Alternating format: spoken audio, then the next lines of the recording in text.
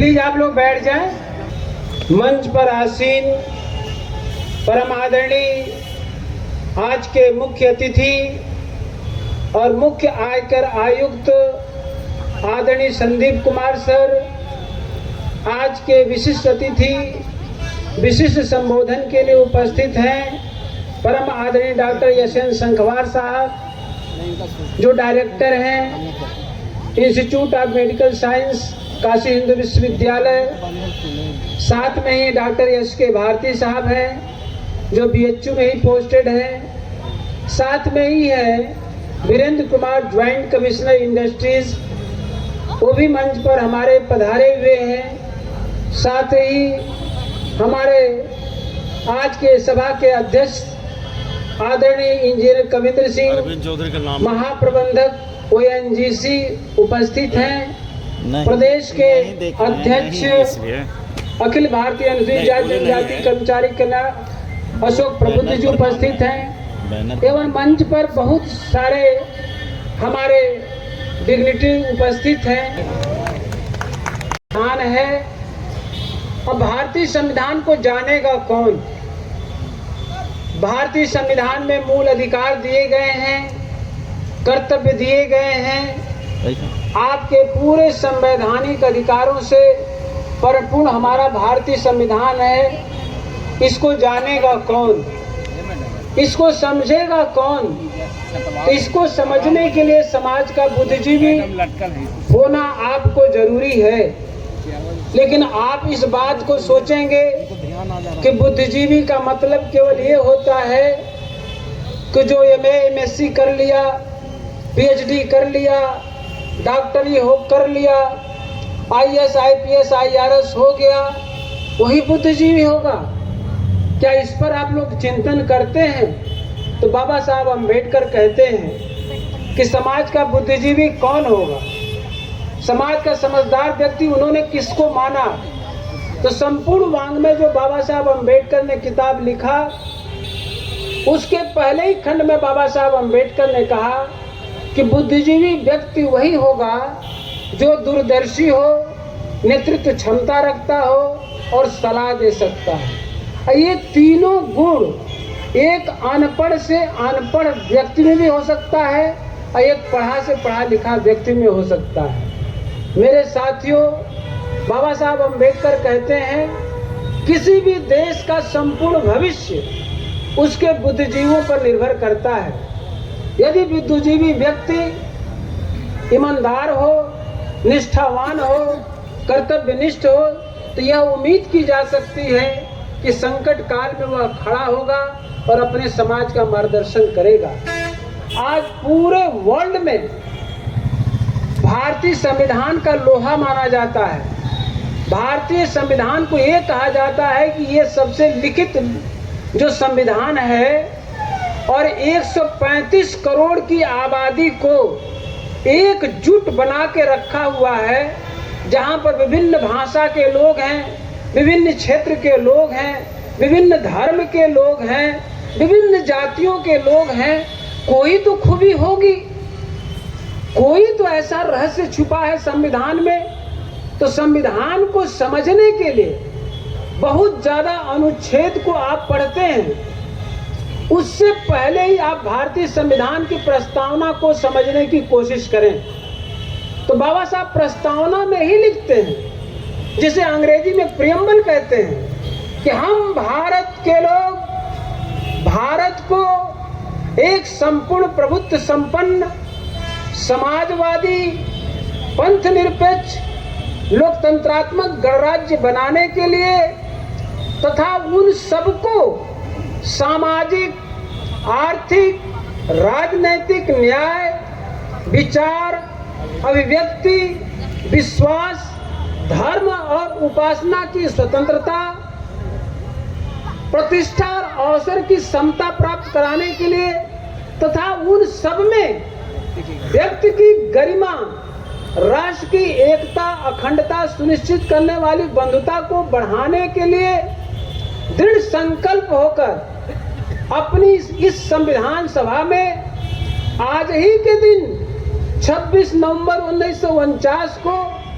इस संविधान को अंगीकृत, अधिनियमित, आत्मार्पित करते हैं। इसका मतलब ये होता है कि आपको न्याय मिले, आपको समता मिले, आपको स्वतंत्रता मिले, अभिव्यक्ति की भी स्वतंत्रता मिले, और आपके अभिव्यक्ति की स्वतंत्रता में ये बातें बहुत अंदर निहित है कि किसी को कष्ट न हो। अभिव्यक्ति की स्वतंत्रता का मतलब ये नहीं होता कि आप किसी को अपशब्द कहेंगे, बल्कि इस बात का ध्यान रखेंगे कि हमारे शब्दों से किसी की व्यक्ति के गरिमा को ठेस न पहुंचे। ये जो बाबा साहब अम्बेडकर को जितना शिद्दत के साथ आप महसूस करते हैं, उसी शिद्दत के साथ उनको जीना पड़ता है। आप चाहते हैं कि समानता हो तो केवल अपने साथ नहीं, आप दूसरे के साथ भी समानता का व्यवहार करें।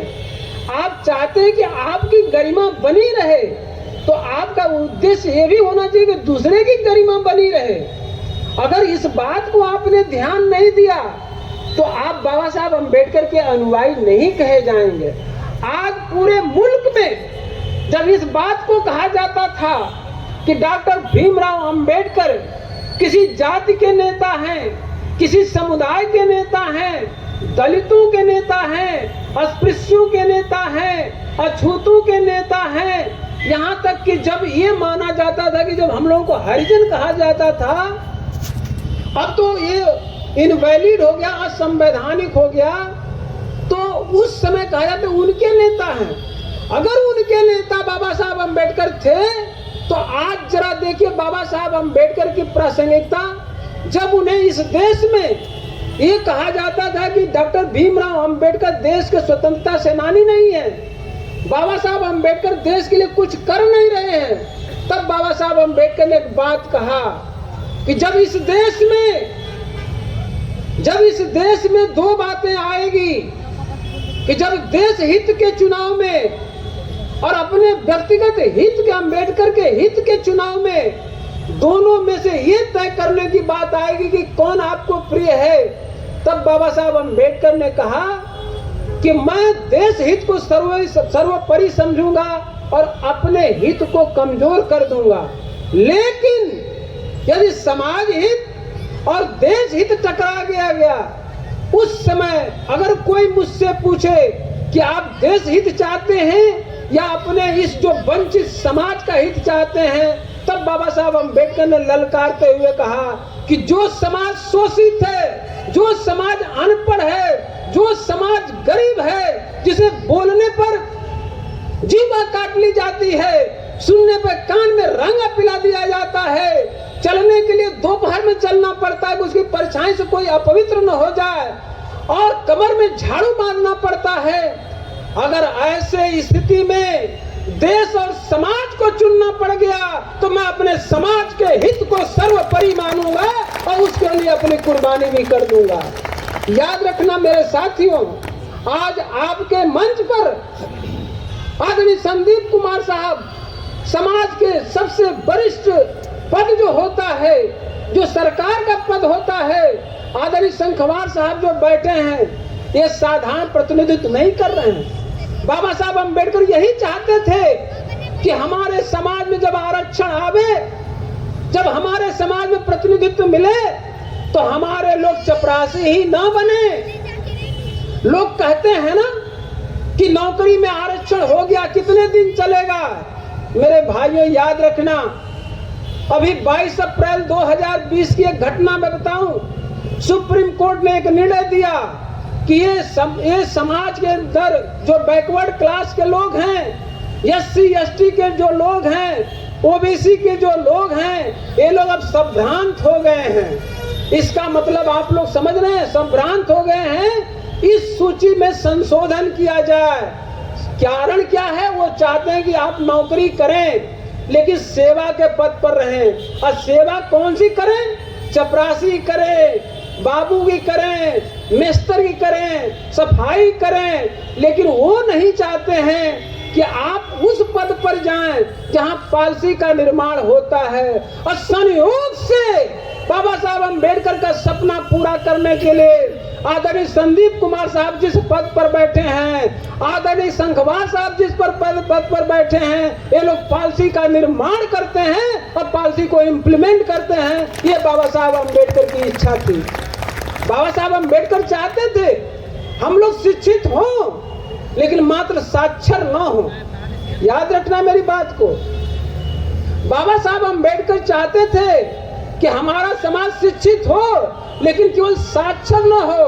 बाबा साहब अम्बेडकर चाहते थे कि हमारा समाज उच्च शिक्षा में जाए। और जब मैं उच्च शिक्षा की बात करता हूं तो संदीप कुमार साहब IRS हैं, जो भारत सरकार जो सबसे प्रतिष्ठित परीक्षा कराती, IAS IPS का नाम सुना होगा, उस परीक्षा को पास करके और सबसे सीनियर ऑफिसर जिसे कहा था उससे सीनियर अफसर है। आदरणीय मैं डॉक्टर संखवार साहब के बारे में जब डिग्री उनका पढ़ूंगा, जब उनका परिचय करूंगा, तो आप एक लाइन में खाली उनकी डिग्री देखेंगे।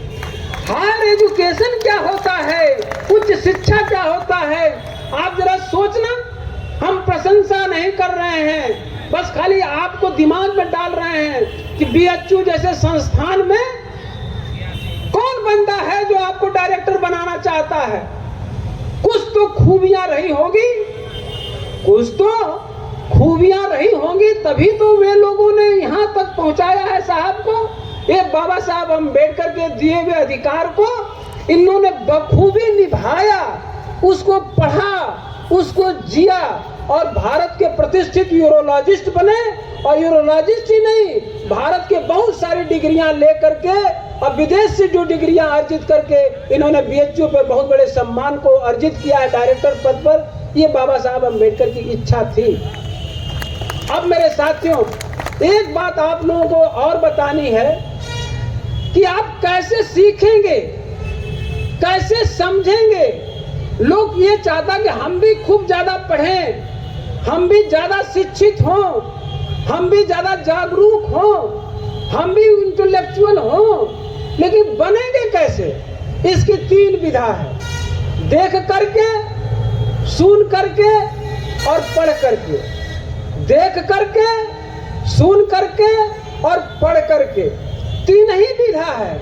लेकिन जरा सोचना, बाबा साहब अम्बेडकर से आपको पढ़ने का अवसर मिल गया, बाबा साहब अम्बेडकर की वजह से आपको नौकरी मिल गई, बाबा साहब अम्बेडकर के वजह से व्यापार करने का आपको साधन मिल गया, बाबा साहब अम्बेडकर के वजह से आपको MLA MP बनने का अवसर मिल गया।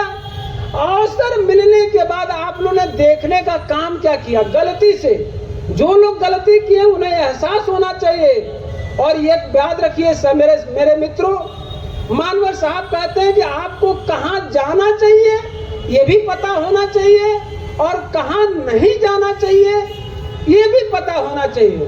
जब पॉकेट में पैसा आया पढ़ाई के, नौकरी के, नेता बनने से, तो हम लोगों ने एक का काम किया कि देखने के काम में क्या किया, चलो बुलावा आया है, माता ने बुलाया है।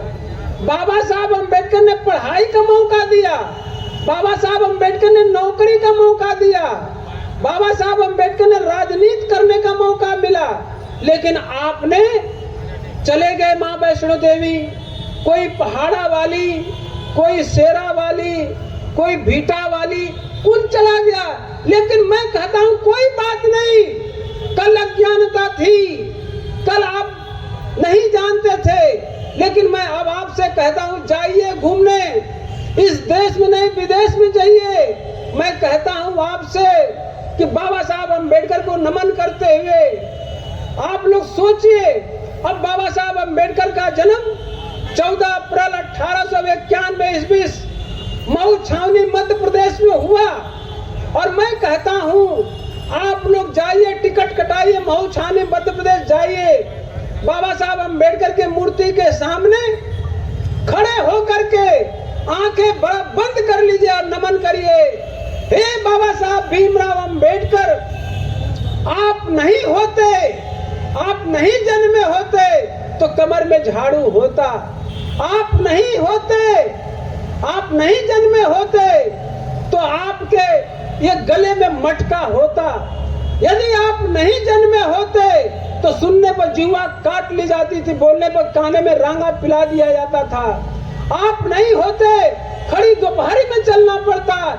बाबा साहब भीमराव अंबेडकर, आपके जन्म से पहले पशुवत जैसी हम लोग जिंदगी जी रहे थे, लेकिन आपका जन्म हुआ, पशु से इंसान बना दिया, इसलिए हम आपको नमन करने आए हैं। देखिए मेरे साथियों, आपको ही सोचना पड़ेगा, आपको ही विचार करना पड़ेगा। क्यों संविधान की बात हो रही बराबर, क्यों आपसे कहा जा रहा संविधान को पढ़े। आज मेरे साथियों, पूरे देश के अंदर जब देखने की बात आई है तो मैं कहता हूं कि देखिए। अब रही बात सुनने की, तो बाबा साहब अंबेडकर के बाद आपको पता है कि बहुजन नायक कांशीराम साहब एक ऐसे महापुरुष पैदा हुए, उन्होंने चमचा युग किताब लिखा। चमचा युग किताब में उन्होंने लिखा कि हमारे समाज के 50% लोग अंबेडकर के संघर्ष से अनभिज्ञ हैं, वो नहीं जानते। इसीलिए जिन्हें मनवादी कहते हैं, जो विषमतावादी दृष्टिकोण रखते हैं, वे हम लोगों को बरगला देते हैं। अब बरगला कैसे देते हैं इसको समझिएगा। 12 अप्रैल 1945 को पेशावर में एक सभा चल रही थी और मेहर चंद खन्ना संबोधित कर रहे थे। कैसे हमारे लोगों को बरगलाया जाता है ये समझिए। आप ये कहेंगे कैसे कोई बरगला देगा, जब अंबेडकर को नहीं जानेंगे तो कैसे बरगलाया जाता है ये भी जानिए। मेहर चंद खन्ना 12 अप्रैल 1945 को पेशावर में कह रहे थे, हमारे समाज को जुटाए और कह रहे थे कि आप लोगों को मालूम है, नहीं मालूम होगा, आप लोगों को आरक्षण दिलाने के लिए महात्मा गांधी जी ने आमरण अनशन किया। तालियां बजने लगी। आपको आरक्षण दिलाने के लिए महात्मा गांधी जी ने आमरण अनशन कर लिया और आमरण अनशन करने के बाद आपको आरक्षण का अधिकार मिला। यही नहीं, आपको जो वोट देने का अधिकार जो मिला है, आपको मालूम नहीं। बाबा साहब अंबेडकर तो अंग्रेजों के दलाल थे, चमचे थे, लेकिन गांधी जी ने आपके लड़के गोल में सम्मेलन लंदन में आप लोगों को वोट देने का अधिकार दिलाया। मेरे साथियों, आप बच्चा बच्चा जानता है पूरा देश का कि वोट देने का अधिकार आपको अंबेडकर साहब ने दिलाया है। आपको आरक्षण का अधिकार बाबा साहब अंबेडकर ने दिलाया है। लेकिन 12 अप्रैल 1945 में जब वो भाषण दे रहे थे दीवान बहादुर मेहरचंद खन्ना, तो हमारे लोग तालियां पीट रहे थे कि गांधी जी ने दिलाया, गांधी जी ने दिलाया, गांधी जी ने दिलाया। इसलिए मेरे साथियों, आज बाबा साहब अंबेडकर के संघर्ष को, उनके संविधान को, यहाँ तक कि आज भी कहा जाता है कि भारतीय संविधान तो डॉक्टर अंबेडकर ने बनाया ही नहीं, वो तो के मुंशी ने बनाया है। यहाँ तक कि लोग कह देते हैं कि बाबा साहब अंबेडकर तो दूसरे देश के संविधान की नकल मार करके उतरवा दिया है। मेरे साथियों, आपको संविधान सभा पढ़ेंगे तो पता चला कुछ तो बीमार थे, कुछ तो मर गए थे, कुछ तो विदेश में थे। ले देखे के मुंशी थे जो इनका डिक्टेशन लेते थे, वही थोड़ा कंपाइल करते थे। आप नहीं जानेंगे, आपको गलत चीजें बता दी जाएगी। यहाँ तक कि आपको मालूम होगा, अरुण शौरी जैसा व्यक्ति भी बोल दिया था कि डॉक्टर भीमराव अंबेडकर देश के आजादी के लिए कुछ नहीं किए। लेकिन एक प्रसंग का आपके सामने बयान करना चाहूंगा।